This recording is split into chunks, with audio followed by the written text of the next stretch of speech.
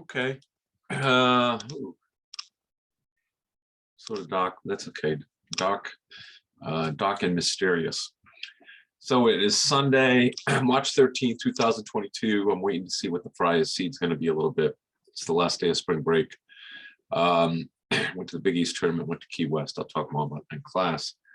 But today, what I did want to do is, because chapter 4 was so long ago, it was before spring break, it was before the exam, for a bunch of reasons, to make a video, and it's a complicated chapter, make a video of a Zoom recording. You'd have it as just one extra reference point. I'm going to go through the slides.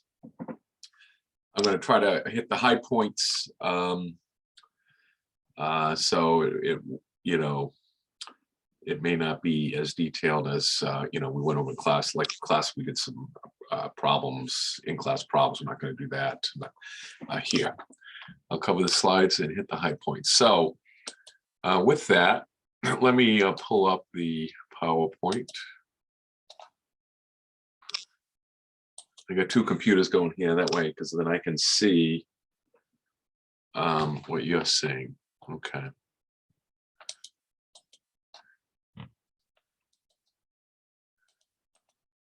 All right, here we go.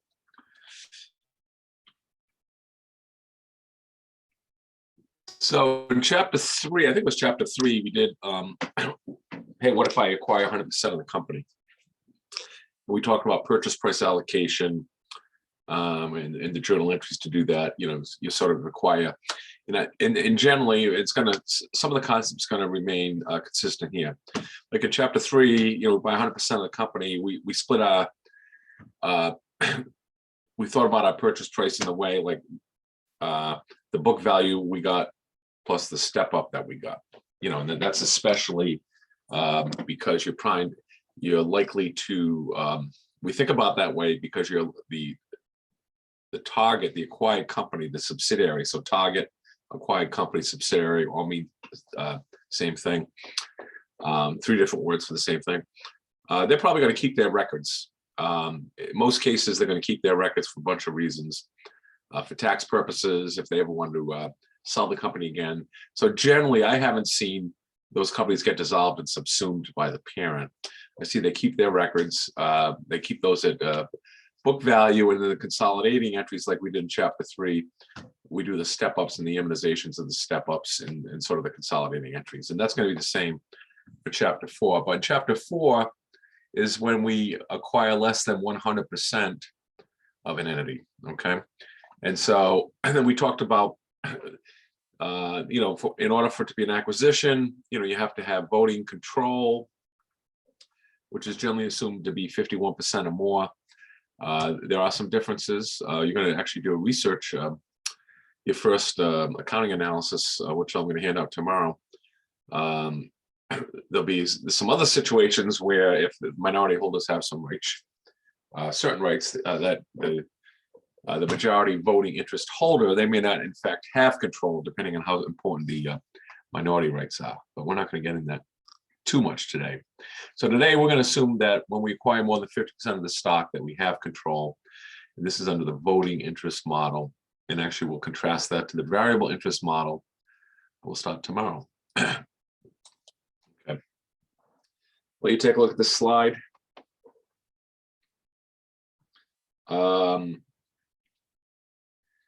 So if we own 80%, I think that's the in many cases in the examples in these slides, the acquiring company will buy 80% of the company, but it could be 80%, could be 90%, 70%, 51%.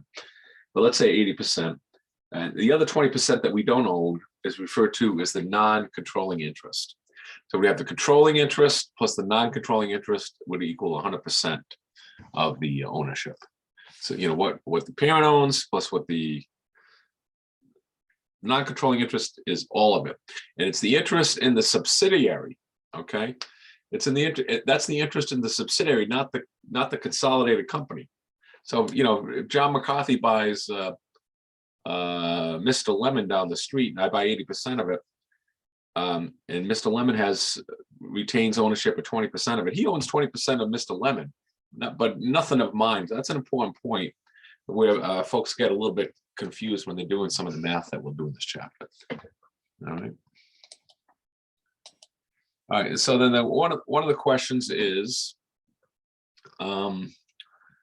if I buy, when I buy 100% of the company in chapter 3, we did 100% step up of the fair value, and we allocate the purchase price based on fair value. So what if I only buy 80% of the company? Do I do 100% step up even if I only bought 80% of the company? And the answer is yes.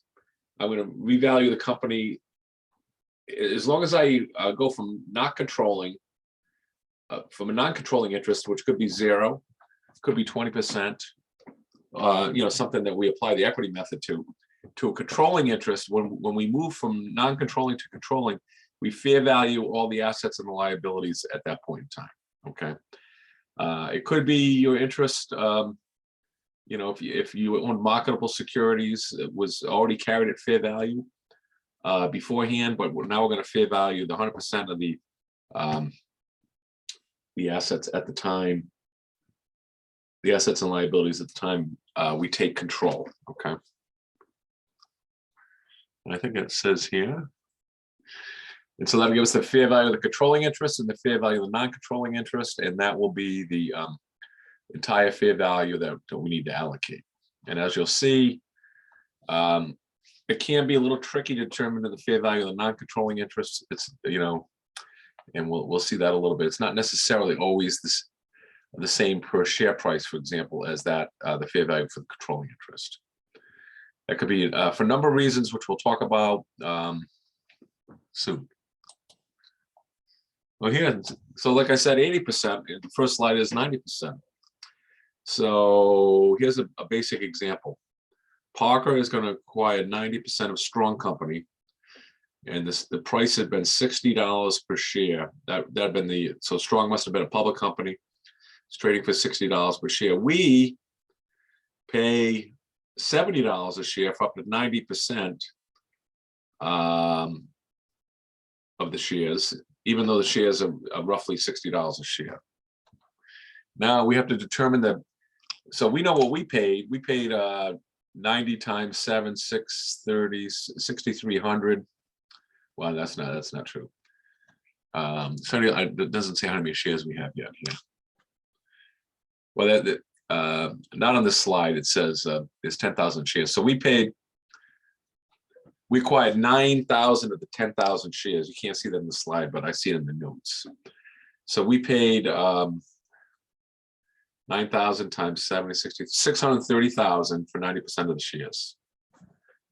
And maybe, so then one might think that for the other 10%, the fair value would be 70,000. The remaining 1,000 shares times $70 a share. I'm not sure that, and that could be the case. I'm not sure that's how we're doing it here. And we'll explain why you do it one way and the other way. All right. So this example says, whoa, let me see if I do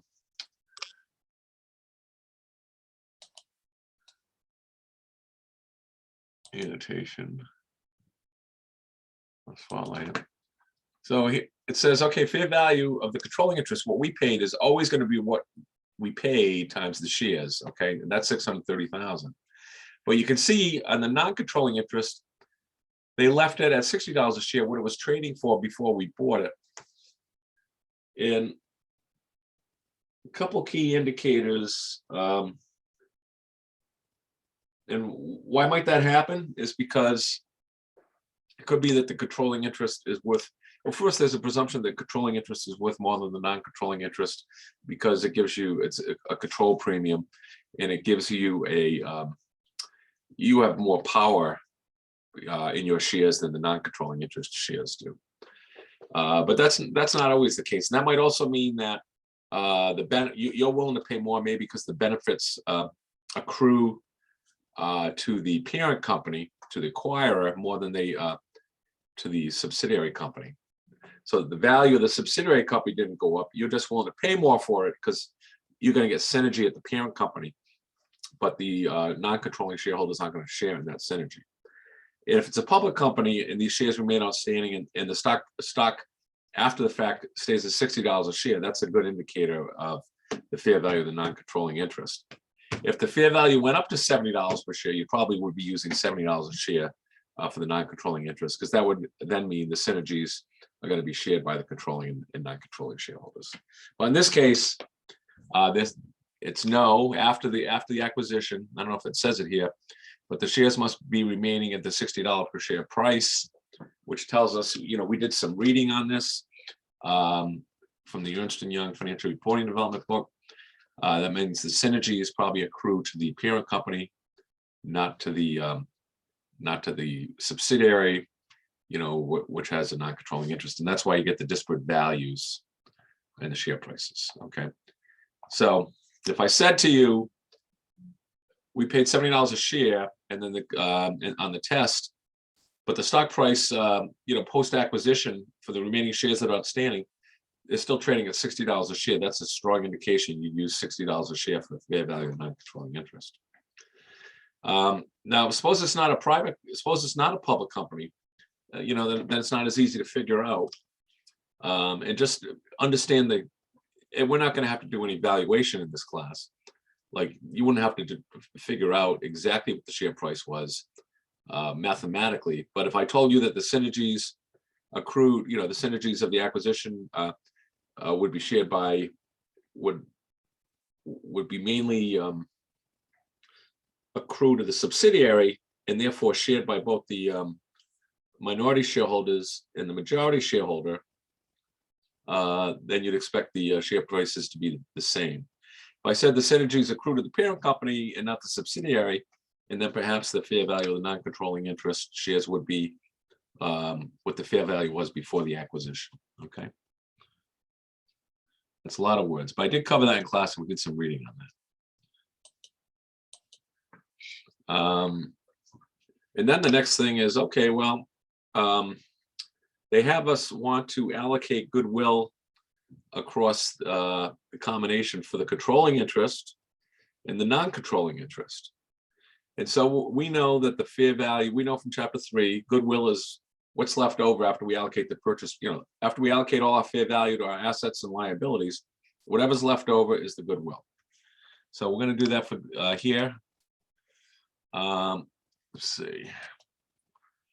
So here we said we had 630,000.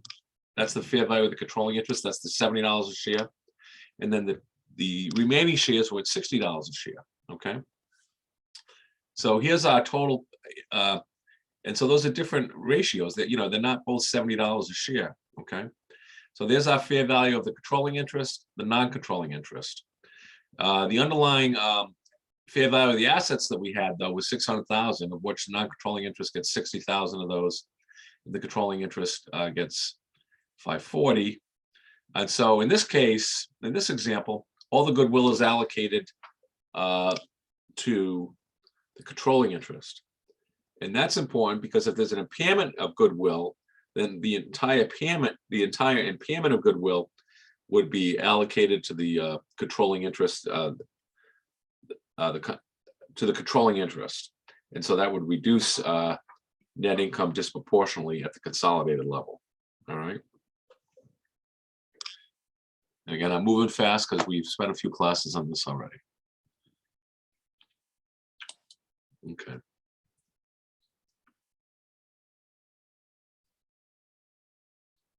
So this just looks like the slide. So the goodwill is not proportionate to the percentages owned. In this case, because we had different fair values per share of the controlling interest and the non-controlling interest.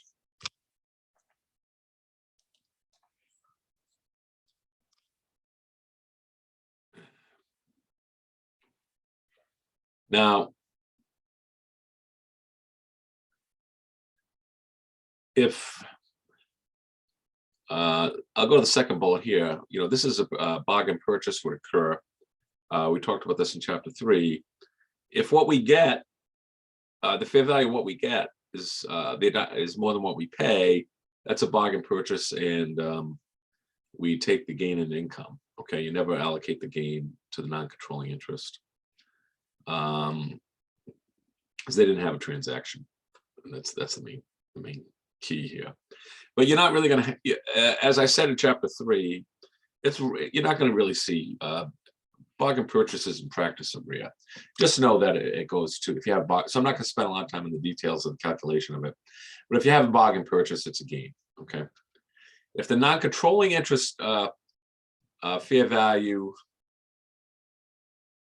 let's see, it says of the subsidiary's fair value, like the fair value of its assets and liabilities, it should say, exceeds the total fair value of the non-controlling interest, that they don't get the gain. That just reduces the parent company's goodwill to the extent that there is goodwill of the parent company. Okay. And if it exceeded, we're not going to get into what happens if that exceeded the amount of goodwill of the parent. That'd be advanced accounting. We're not ready for that. Okay, let's go here.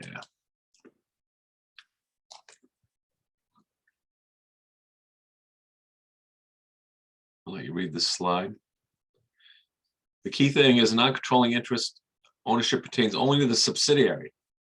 So you have the parent net income. So if you're the parent and you own 90% in this case, the consolidated net income would be 100% of the parent's net income plus 90% of the subsidiary's net income adjusted. And then you have your step-up adjustments like we did in chapter 3. And we'll go through this big worksheet in chapter 4 here for you also. So we get consolidated net income. You'll see it on the, let's see if we get there right now. Yeah. Well, we'll get to a better, I'll come back to this. I'll get to a better example. I don't know if I can.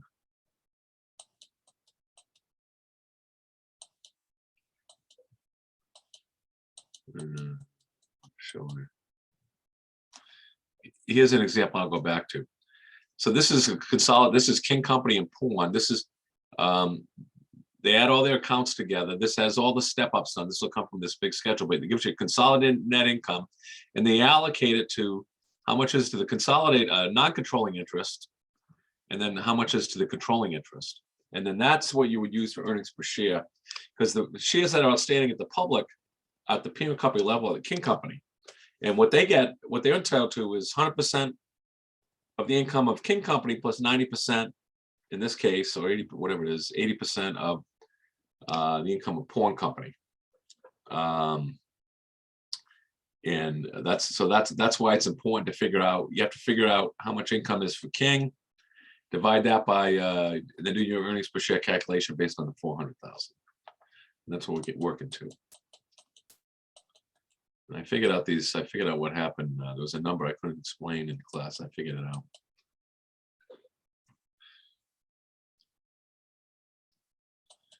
All right.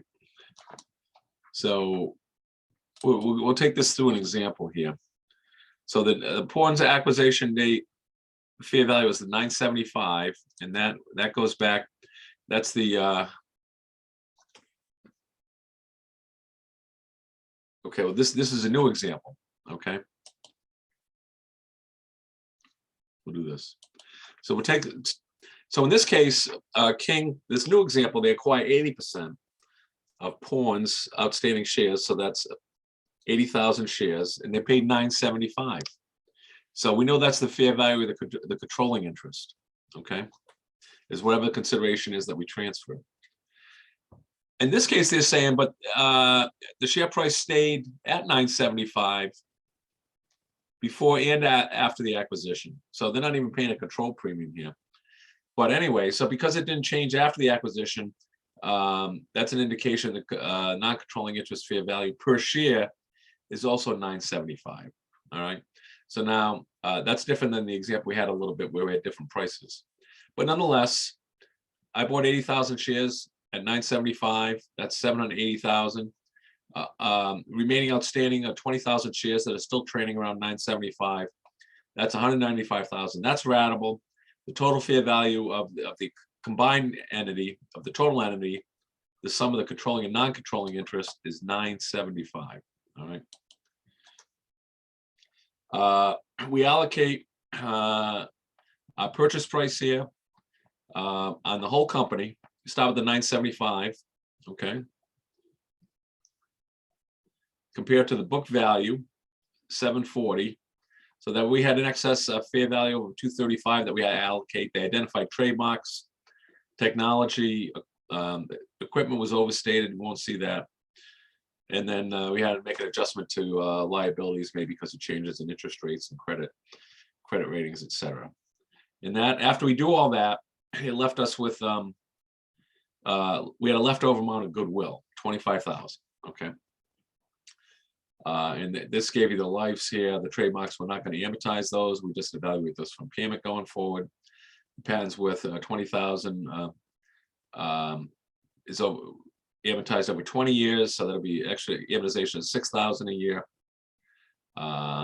Equipment, they're going to reduce the depreciation because the equipment was overvalued. Again, that's highly unlikely in my experience. And then long-term liability. So each year we'll have additional $10,000 of expense, 2,000 of which will go to the non-controlling interest, and 8,000 will be attributable to the controlling interest.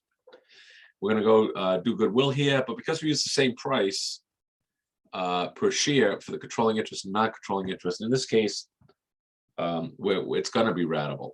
You're going to get ratable. So 20% of the well, I'll work it through. This what the 780 was. I'm going to go back a slide. 780 is what's the controlling, and 195 is the non-controlling.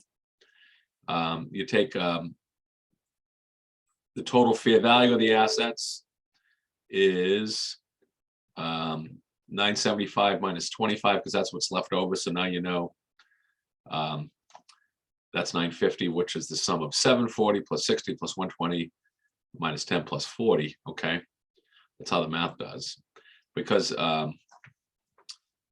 so we had 950,000 of identifiable and tangible assets. We attribute that to 80%, 20%.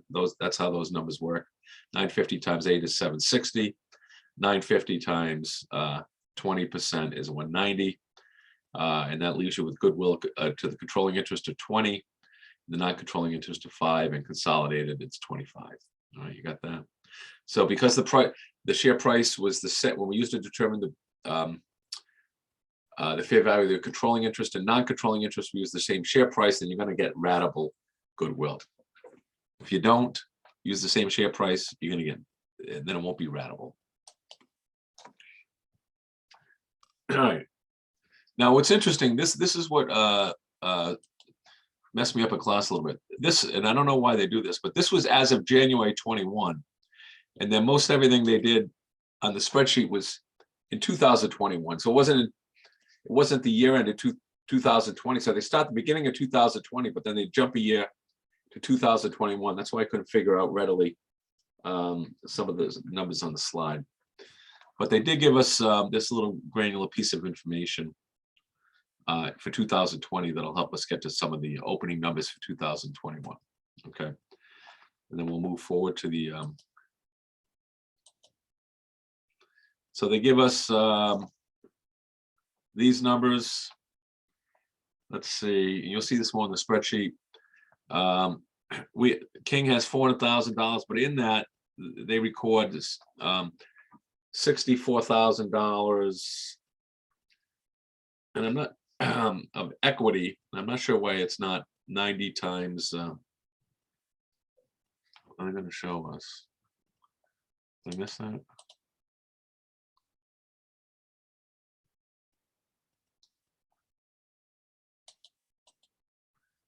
Initially you'd think it'd be 90,000 times 20% of 72,000, but I guess they'll show us. But without that equity, the King would have only earned 334,000. And like I always say, that doesn't matter how much the parent records in equity. We're going to reverse that when we get to consolidated worksheet to get to consolidation. Because what we'd have here is really the consolidated entity before the steps up is 334 plus 90. I guess that's 524. All right. And we'll talk about how to do dividends and things like that. All right, so here's the big spreadsheet. So I'm going to go to this number. What I couldn't understand, the number I struggled with was the non-controlling interest upon at 1/1 of 207. And that's when I was in class, that's the one number I couldn't explain. But here it is. I'm going to give it to you fast.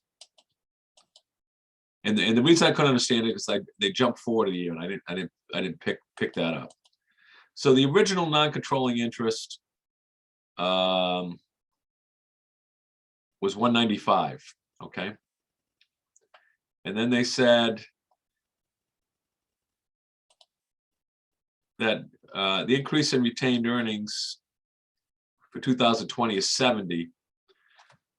The simple case, I don't know how much was income or dividends. It doesn't matter too much, but I'm going to assume that was net income. So 20% of that number would be attributable to non-controlling interest. So now I got 195 plus 14. That's still not 207.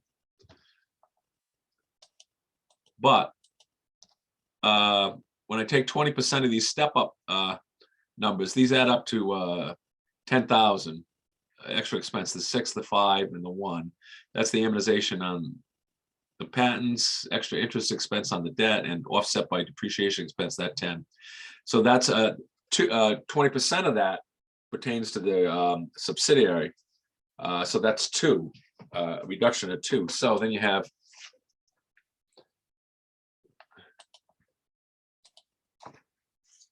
$120 opening NCI, non-controlling interest, was 195.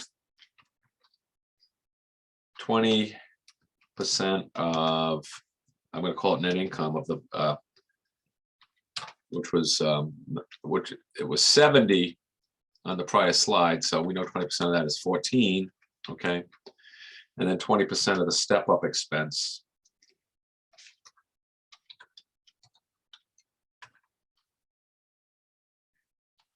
That's the reduction of 2. Oh, hang on. What happened there?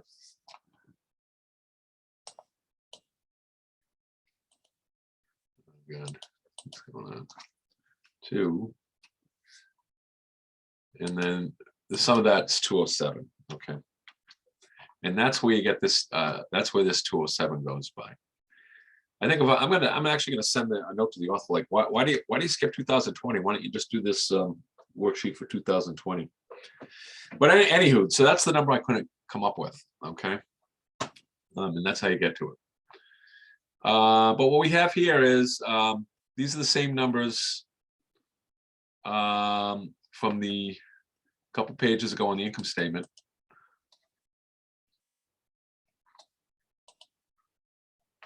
Can I not go up?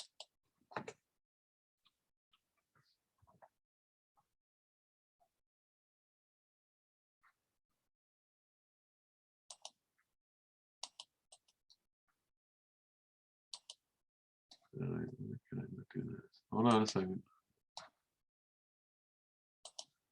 Erase that now.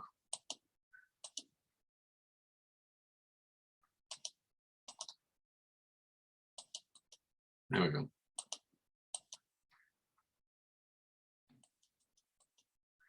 So I'm just showing you that these are the same numbers. We'll start with the income statement that we put on the consolidated worksheet. Okay. The 910, it has a 64,000 of equity earnings. So that's got to go. That's one of our adjustments. We get rid of the 64,000 and that hits the adjustment down here. Eliminates that. Because in the consolidated total, that's why I don't spend a lot of time talking about how to record equity. Whatever we record for equity income, however we do it, we have to eliminate that, okay? Because the sum of what's going to be net income over here is the sum of the 2 net incomes here, which is 90 plus 334, which is the 400 minus the 64. That's 90 plus 430. I'm sorry. That's 416. Is that right? 90 plus. That's 424. 90 plus 334. That's 424.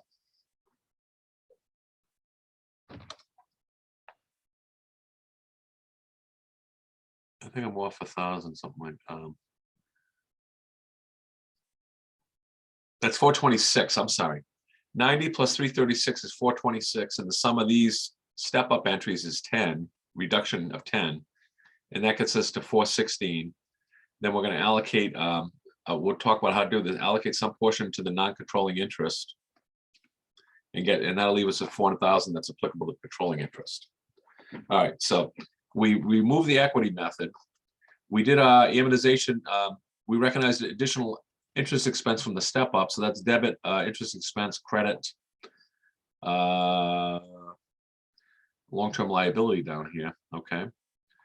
The amortization expense, it's debit amortization expense, and it'll be credit. They're putting it to patent technology net. It would be, probably be to accumulated amortization of patent technology. But nonetheless, that's a shortcut. And then we have less depreciation expense because we wrote down the value. We said the fair value of our assets, of our property and equipment, was less than the book value. So we wrote it down. So we're going to get less depreciation. So we need a credit there. And then we would debit that to accumulated depreciation, which shows up in equipment net. Okay. And when you add all that together again, so the 400 plus the 90 minus the 64, which is really like you never recorded that in the first place. So it's 400, it's 90 plus 336, which is 426, minus the sum of these adjustments, which is 10. That gets you to consolidated net income of 416. And then we're going to apply, we're going to take the minority interest out, 60, and I'll show you how to get that in a second. That gets us the income that's available to the parent company shareholders, 400. Okay. So how'd the 16 come? It's 20% of the 90, that's 18. Okay. Plus 20% of these three adjustments, that's 10, which is reduction. So 18 minus 20% of 10, 2, is 16, and that's goes to the non-controlling interest. That's how that works. All right, on the balance sheet side, these were the step ups that we had. We had a 60,000. I'll go back and show it, but it was 60,000, 114,000 step up from book value to fair value. We also had a step up of where the long-term liabilities go, 35,000, and then we record goodwill at 25,000. So let's go back and look at those numbers. So here it is. There's the trademarks, the 60, 120, the equipment went down 10, and long-term liabilities went up 40. So we should be able to see that, and then we have 25 of goodwill. Okay. And that's over here, and you'll see that in the I'll show you the exact entries, but that accounts for, I think, all the entries here. I rolled forward the 207 for you already. Well, I rolled, yes, I did.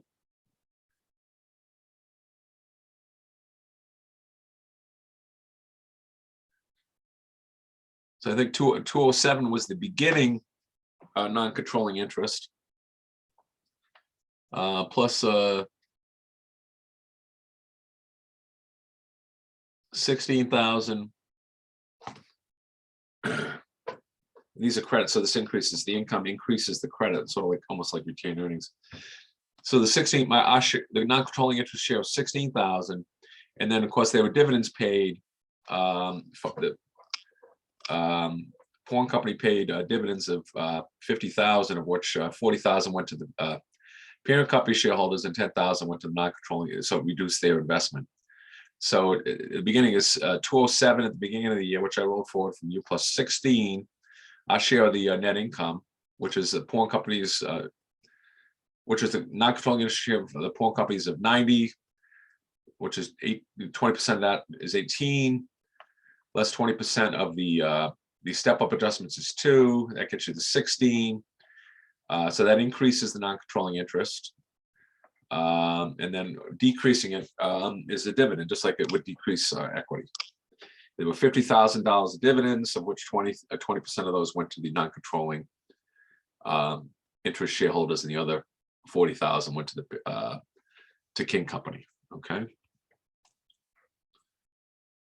So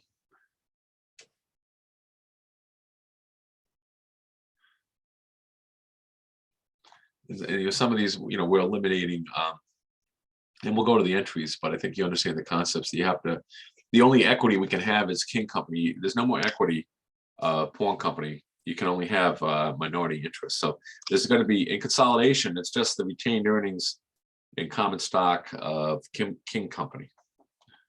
So let's see if we show that here. Yeah. So here, 1,000,002. Everything else gets eliminated. So when it's over here, it's got to just be the same as the King Company. All right, now let's show you the entries and how that was done. Here are those same entries you sort of studied for chapter 3. But again, I want you to focus on the concepts of how do we get to this number. It's the beginning. On the income statement side, it's 100% of the King Company's income, but you have to back out the equity. So that's 336 plus 80%.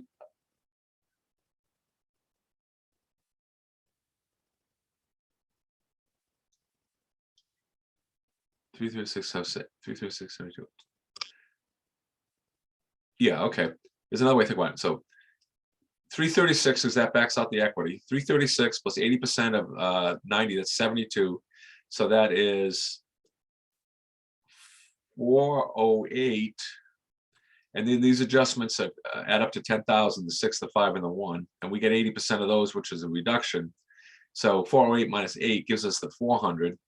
So that's how you get that's how you get what's applicable to the controlling shareholders. The non-controlling shareholders, is the way to think about it, is it's 20% of the 90 they're entitled to, which is 18.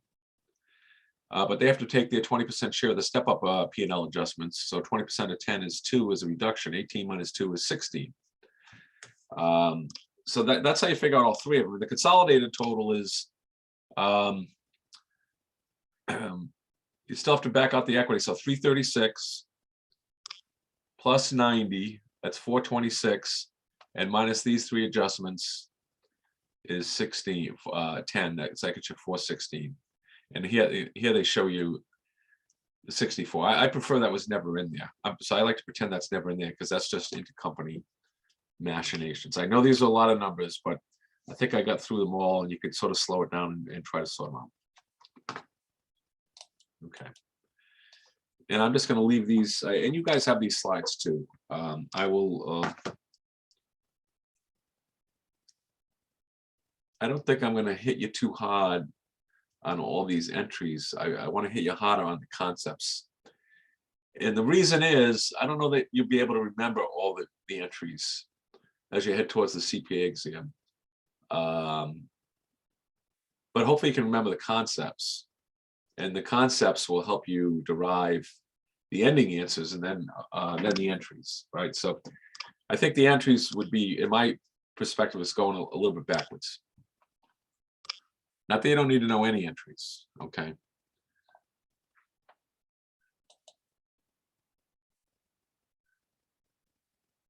But on this, you can study these offline. You have these slides, and you have the books, and you did have some homework that are along these lines.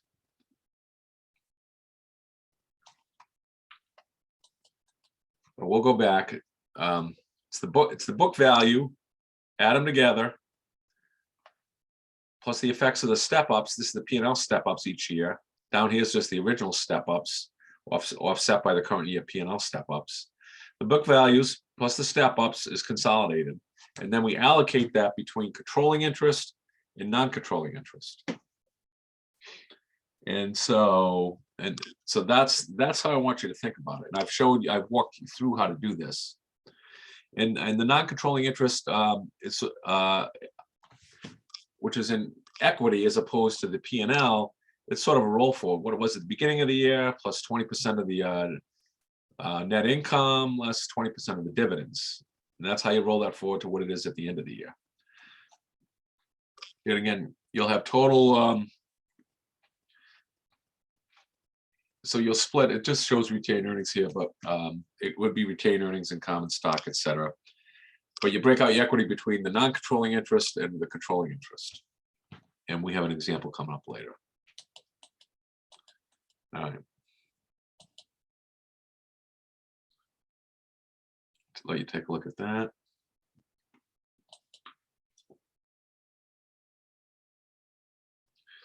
Again, we're going to have controlling interest in net income. You're going to see that in a second. And you're also going to see the controlling interest on the balance sheet. All right. So here's the net income. Net income is consolidated net income. That's an important number. And we have to allocate it. How much belongs to the non-controlling interest? We already calculated that. And how much is to the controlling interest? And this is, again, this would be the number that we would compute the earnings per share with. Because it's earnings, when we do earnings per share, it's of the consolidated company. And the only outstanding shares for the parent company, they're not owned, well, what we're calculating is the earnings per share of the parent company, not the subsidiary company. And so we have to determine how much income accrues to the parent and divide that by the number of shares that are outstanding of the parent, okay? So if we were to do earnings per share for King Company, it'd be based on the 400, not the 416. It'd be based on the shares outstanding of King Company, not Porn Company. And then we did our roll forwards, I guess, for retained earnings. Right, so we have common stock here too, and then non-controlling interest. Do they have common stock on that?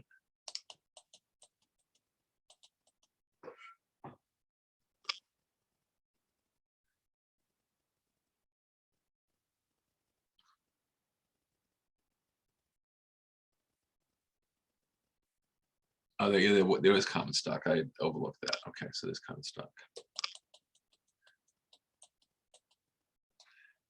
So here's the parent company's equity section. Has retained earnings, and it's sort of a summarized in common stock. It doesn't have additional paid-in capital, treasury stock.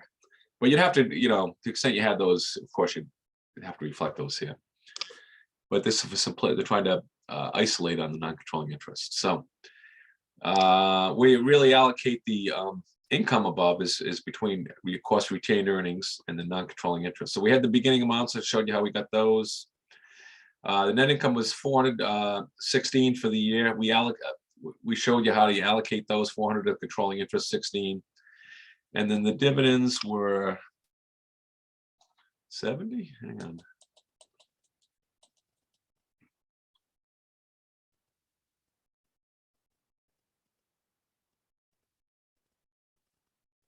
I thought they were 50. All right, well.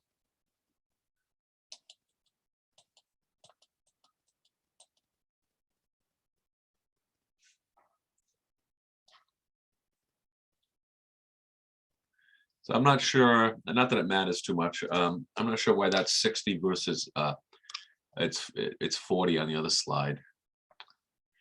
I don't know.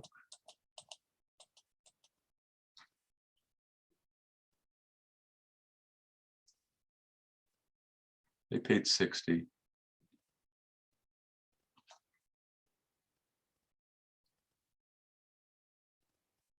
Well, the sub only paid 50, but the parent paid 60. Okay. A lot of numbers here.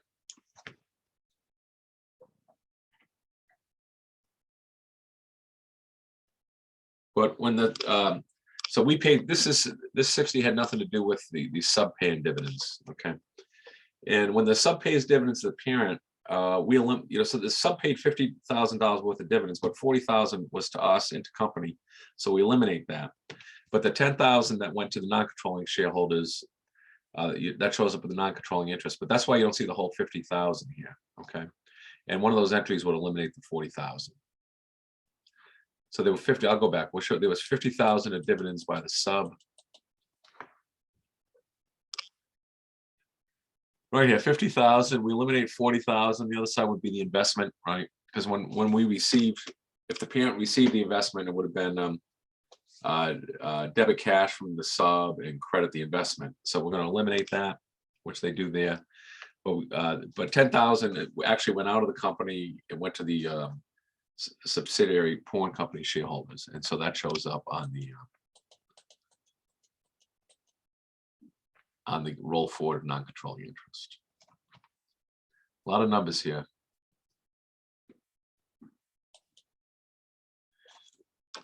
And this is how it's presented in the balance sheet. Of course, you get your assets. They didn't bother classifying them between current and long term. That's okay. Your liabilities, and then you got the controlling interest is just our equity, so it doesn't say controlling interest, but the 870 and the 12, that's the controlling interest, and the 213 is the non-controlling interest, which should tie to this. All right. And then here's everything that pertains to the King Company, the 1,000,002 and the 870.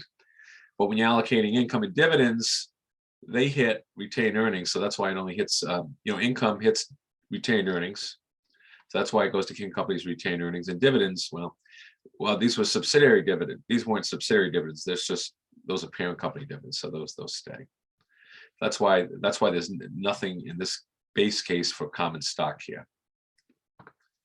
And again, this is the net income that pertains to non-controlling interest and the dividends that pertain to non-controlling interest.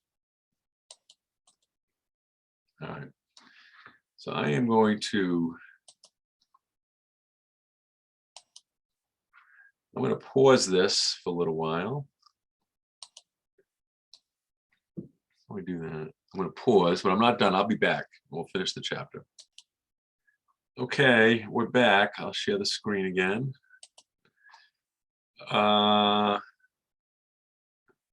This will just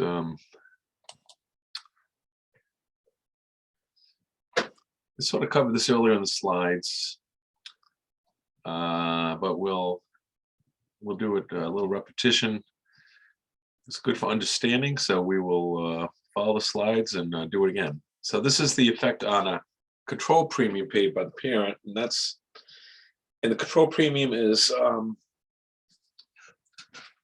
when we pay more than the outstanding stock price, and it's because the synergies that the acquisition is going to create accrue to the parent company, not to the and so the parent company benefits, they're not shared by this is the theory anyways, they're not shared by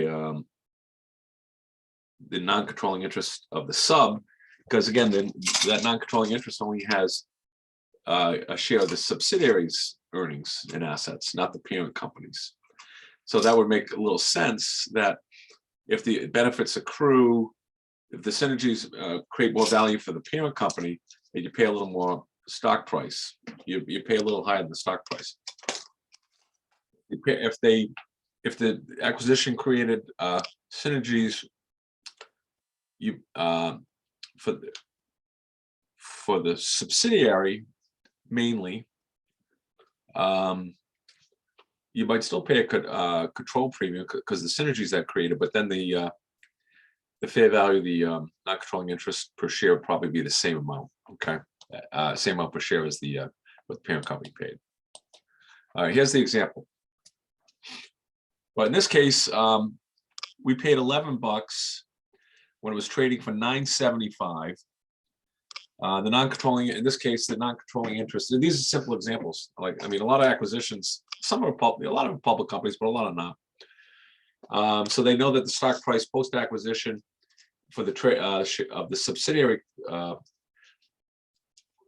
the shares not owned by the parent, they're still trading for $9.75, even though the parent company paid $11. So there's a control premium that tells you the synergies accrue to the parent company. And again, we had an example like this earlier on the slides. We do the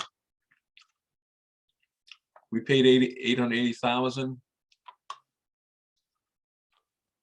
So that's certainly that's the fair value that we paid. I'm just trying to figure out how they got there. So I think they assume 2,000 shares. So they're assuming there's 100,000 shares outstanding. Is that right? No. Hang on a second.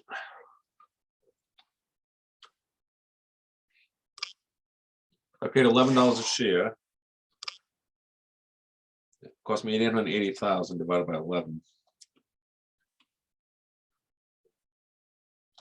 That tells me, so 880,000 divided by 11, that's what I paid. That's 80,000 shares, which is 80%. Okay, so then therefore, you know, there's 20,000 shares still outstanding. And because the stock price after the acquisition for those remaining shares that were not acquired is still 975, that's the fair value of the non-controlling interest, 20,000 times 975. So then we have the total fair value that was of the controlling and non-controlling interest. We allocate it ratably, though, however, for the identifiable assets, we do that at 20%. So the total fair value of identifiable assets is 950. So 190 goes, which is 20%, that goes non-controlling interest, and 760 the controlling interest, and that gives us the non-ratable goodwill. And that matters because if we have a goodwill impairment, we'll attribute more of it in this case to the controlling interest than the non-controlling interest when considering the net income after control, after allocation to the non-controlling interest of the sub. All right. All right.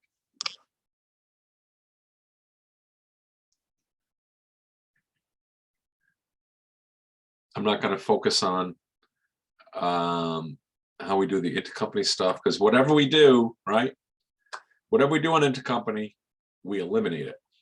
That's what you need to know. And you eliminate all of it. Well, certainly, like, you eliminate all the equity method, you eliminate all the dividends that were intercompany.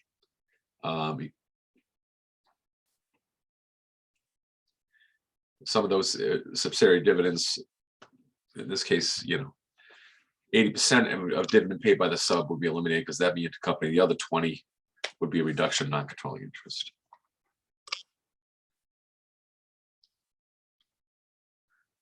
And that's what it's saying here. We remove the intercompany, inter-entity dividend income.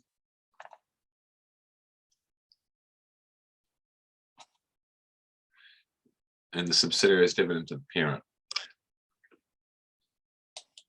I'm not don't care about that. Mid-year acquisitions, the point here is we only recognize sales and income from the date of acquisition forward. We don't go back to the beginning of the year or the beginning of any period. We do it from the date of acquisition forward.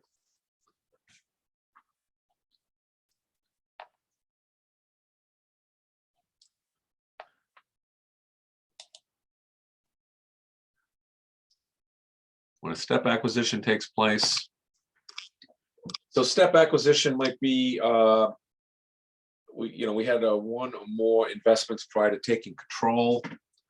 But I think I started this at the outside of the chapter, but it's when we take control that we mark everything to fair value. Okay, and there could be I think there could be some gains in here. Maybe that's just, no, probably not. It's probably in selling. Hang on, let's see. I'm sorry, there is a gain. So so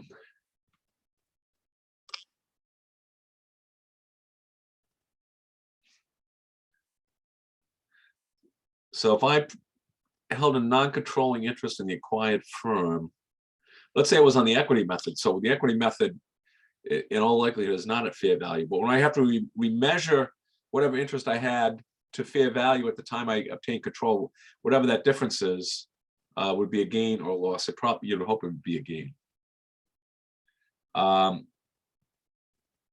Let's say on the second bullet here,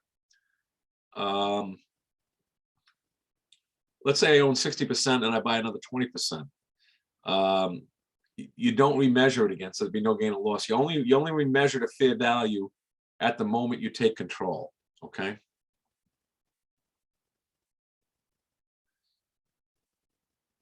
But that, I think there'll be some examples here. And if I do acquire different shares at different than the fair value, that things are recognized in the financial statements, I might have a gain or loss, but I'm going to put that to retained earnings, whatever gain or loss that is. Okay.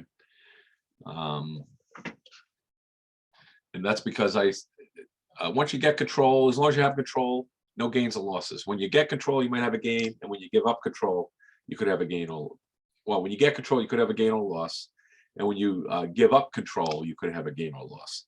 But once you're in that control scenario, any differences between what you pay and what you get, those are just the adjustments to retained earnings. And I think there's a good example.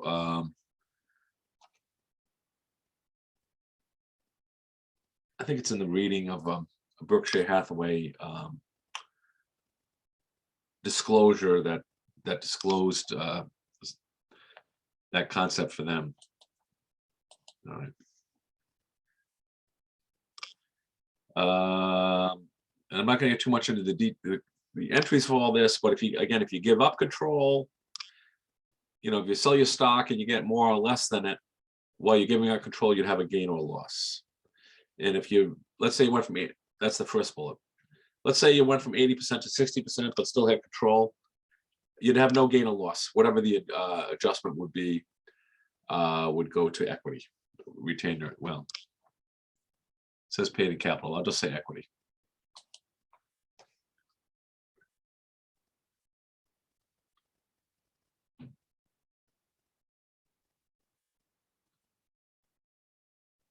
And here'd be some of the mechanics of it. Don't get too hung up on the mechanics. Like if you bought shares at different prices and you sold them at, then you have to determine if you're going to, am I using first in, first out for the shares I bought? You remember that from inventory, the same thing would apply here. Am I using last in, first out, or average cost or something like that? So that's what you would need to know. So that's a quick overview of chapter 4, and so hopefully it's resourceful. There was a lot of numbers in there, but that's just the way it is. And that's what happens with advanced accounting, getting close to real accounting. And it can none of these concepts like individually are tricky. It's just there's a lot of them. What you have to do is understand each one of them, and then put one on top of the other on top of the other. But when you break it down to the simplest forms, they're not that they're tricky. But it's when you put all of them together that it's really important you understand each of the concepts pretty well if you're going to account for them all appropriately. So we will see you in class tomorrow. Thank you. And let's see, I'm still hopeful for a 4 seed. So we'll see. But I'm betting on a 5 seed, but I'm hopeful. I think we should be a 4 seed. We'll see what happens.